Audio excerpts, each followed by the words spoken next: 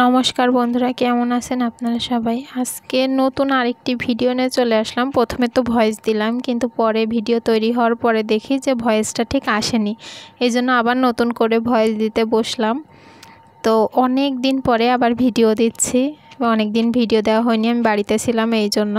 তো নতুন আরেকটি কাঁথা আপনাদের সাথে শেয়ার করব। কাঁথাটি এত সহজ, আর যারা নতুন তাদের জন্য তো অনেক সুবিধা হবে এই কাঁথাটা করতে। যেমন সহজ তেমনি তাড়াতাড়ি হয়ে যাবে। দেখুন, এই যে এই কাঁথাটা আপনাদের সাথে আজকে শেয়ার করব। এই কাঁথাটি পাতার পর আমি আঁকানোর পরে মেশিন দিয়ে সেলাই করে নিয়েছিলাম, কারণ যেহেতু অনেক ফাঁকা ফাঁকা সেলাই, যদি মেশিন দিয়ে করা না হয় কাঁথাটা খুলে যাবে। এই জন্য মেশিন দিয়ে আগে সেলাই করে তার উপর থেকে বোতাম স্টিচ দিয়ে সেলাই করা। অনেক সুন্দর কাঁথাটা আপনারা দেখতে পাচ্ছেন।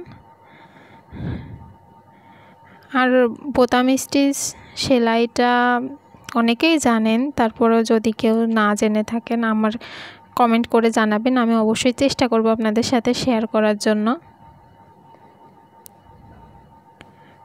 পুরো কাঁথাটা একসাথে না দেখলে বুঝতে পারবেন না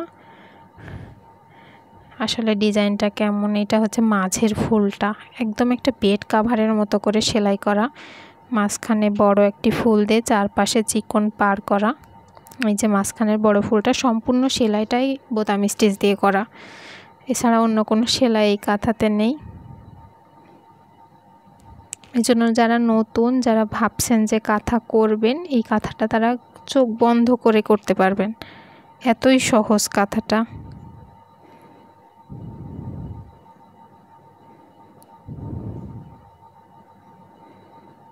যে মাঝে সব মেশিনের সেলাই, যেই কালারের কাঁথা সেম সেই কালারের সুতা দিয়ে সেলাই করা, এতে বোঝাও যায় না যে মেশিনের সেলাই আছে। আবার উল্টা রঙের সুতা দিয়ে সেলাই করলে কাঁথাটা বেশ সুন্দর ফুটে ওঠে।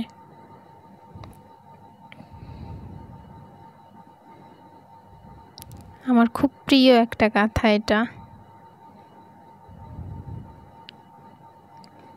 দেখছেন চিকন করে পার করা চারপাশে।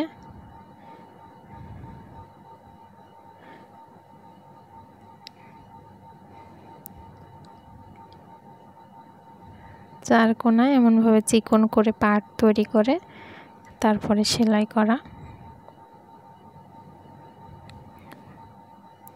পুরো কাঁথাটা একসাথে দেখলে তারপর বুঝতে পারবেন আসলে ডিজাইনটা কেমন।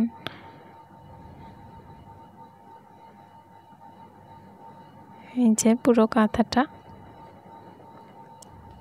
পুরো আমার বেড সাইজের একটা কাঁথা।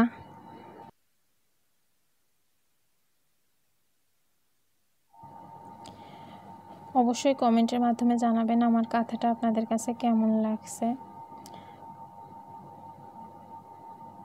আর আপনারা লাইক, কমেন্ট, শেয়ারের মাধ্যমে আমার সাথে থাকবেন, আমাকে সাপোর্ট করবেন।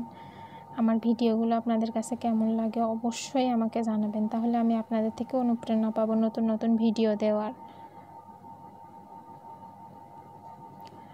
আর এই কাঁথাটা লাসি সুতা দিয়ে সেলাই করা না, এই কাঁথাটা সেলাই করা আমরা যে মেশিনে যে সেলাই করি সুতাগুলো দিয়ে, এই সুতা 6 তার করে দিয়ে তারপর এই কাঁথাটা সেলাই করা।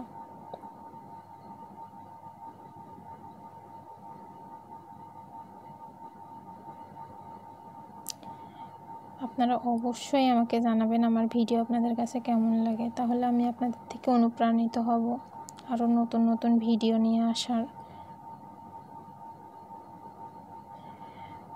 আজকে তাহলে এই পর্যন্তই।